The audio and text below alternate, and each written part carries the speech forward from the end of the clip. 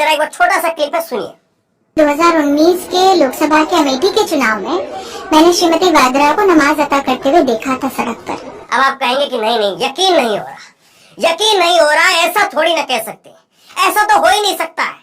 ये कुछ एडिट करके पुराना बयान तो नहीं है, बिल्कुल एडिट नहीं हुआ है, आज का बयान है। किस संदर्भ में बयान दिया था वो मैं आपको आगे बताता हूँ, लेकिन एक बार जरा स्लो मोशन में थोड़ा सा सुनिए तो सही। और स्मृति ईरानी की जो मासूमियत है उस पर मुस्कुराए कि ना मुस्कुराए फिर तय कीजिए, देखिए जरा। 2019 के लोकसभा के अमेठी के चुनाव में मैंने श्रीमती वाड्रा को नमाज अता करते हुए देखा था सड़क पर। क्यों हुआ यकीन? कुछ करिए यकीन, ये सच में हुआ है, आज ही हुआ है। और आज ही स्मृति ईरानी ने कहा है कि मैंने जो है 2019 में प्रियंका गांधी को नमाज पढ़ते हुए देखा था। ये कितनी अजीब बात है ना साहब, कितनी अजीब बात है। आज के दौर के अंदर अगर कोई व्यक्ति छींकते हुए दोनों हाथ ऐसे नाक पर लगा ले तो बता दिया जाएगा कि देखिए वो नमाज पढ़ रहा है। कोई नेता की बात मैं कर रहा हूं, आपकी और हमारी, हमको कौन पूछने वाला है। लेकिन अगर कोई नेता मसलन राहुल गांधी, प्रियंका गांधी अगर छींकते वक्त गाड़ी में बैठ करके या कहीं पर बैठे हैं और छींकते वक्त अगर ऐसे कर ले, दोनों हाथ लगा ले, तो कहेंगे कि देखिए, उसका फोटो खींचेंगे, फोटो खींच करके डाल देंगे कि देखिए साहब ये नमाज पढ़ रहा था। अगर कोई जो है वो किसी को नींद की झपकी आ रही है और अपने हाथ ऐसे मुंह पर फेर ले तो कहेंगे कि देखिए नमाज पढ़ करके वो कर रहा है। ऐसे दौर के अंदर कोई इतनी मासूमियत की बात कैसे कर सकता है कि वो नमाज पढ़ रही थी और मैंने देखा? पहली बात तो ये। अब दूसरी बात पर आइए कि क्या वाकई प्रियंका गांधी का जो तीर है वो निशाने पर लगा है? क्या प्रियंका गांधी का तीर ऐसा निशाने पर लगा है कि स्मृति ईरानी को आकर के बोलना पड़ा है? क्या तीर मारा प्रियंका गांधी ने? ये ट्वीट आप देखिए, प्रियंका का ट्वीट मैं आपको दिखा रहा हूं। प्रियंका ने जो है वो अभी 2 रोज पहले जो है कहा था कि मैं भाजपा प्रधानमंत्री जी, उनके मंत्री और उनके सारे नेताओं को चुनौती देती हूं कि किसी भी प्रदेश में एक चुनाव जनता के मुद्दों पर लड़कर के दिखाएं। आप इधर उधर की बात न करिए। ये बताइए कि 40% कमीशन वाली बीजेपी की सरकार ने कर्नाटक से 1.5 लाख करोड़ क्यों लूटा? बेरोजगारी, महंगाई क्यों बढ़ी? ये मैंने आपको दिखाया भी था 2 रोज पहले। तो क्या वाकई जो है ये चुनौती कबूल कर ली स्मृति ईरानी ने और स्मृति ईरानी को लगा कि देखिए गांधी परिवार से अगर किसी ने बोला है तो फिर मुझको जो है फ्रंट फुट पर आना चाहिए। राहुल गांधी का अगर कोई ऐसा बड़ा बयान होता तो स्मृति ईरानी को मैदान में उतारा जाता है।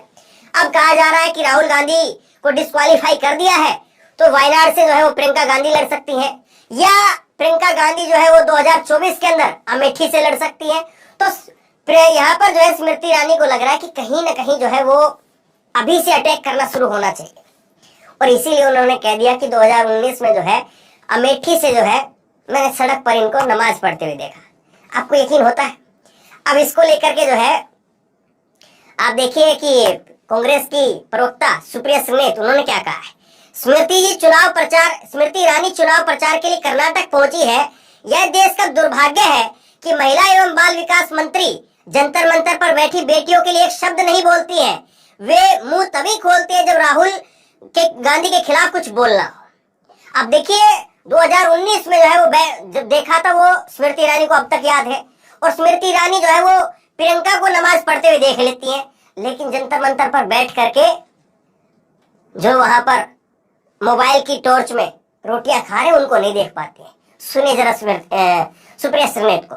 केंद्रीय मंत्री स्मृति ईरानी कर्नाटका पहुंची और कर्नाटका पहुंचते उन्होंने अपने चिर परिचित अंदाज में जैसे वो लगातार झूठ बोलती है, हैबिचुअल लायर फिर से झूठ बोलना शुरू कर दिया है।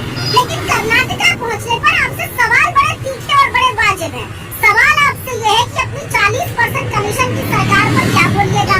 आज अखबारों में पूरा रेट कार्ड छपा है आपकी सरकार का, जिसमें मुख्यमंत्री से लेकर पुलिस के सिपाही तक भर्ती में कितना पैसा लिया जाता है, कितना कमीशन है, उस पर मुंह कब खोलिएगा?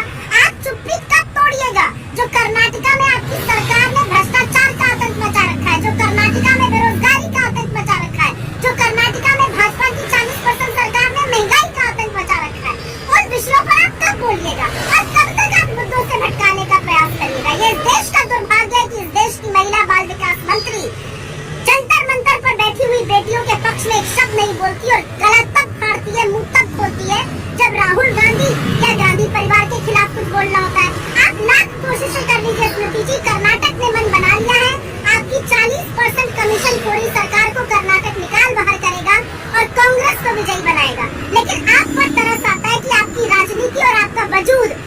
गांधी परिवार के खिलाफ बोलने पर है, पर मुद्दों से हम आपको भटकाने नहीं देंगे। ये चुनाव 40% कमीशन खोरी पर अपनी चुप्पी तोड़िए। महंगाई, बेरोजगारी, भ्रष्टाचार के आतंक पर आपको बोलना ही पड़ेगा। आपके लगातार जो झूठ है उनका पर्दाफाश हो चुका है।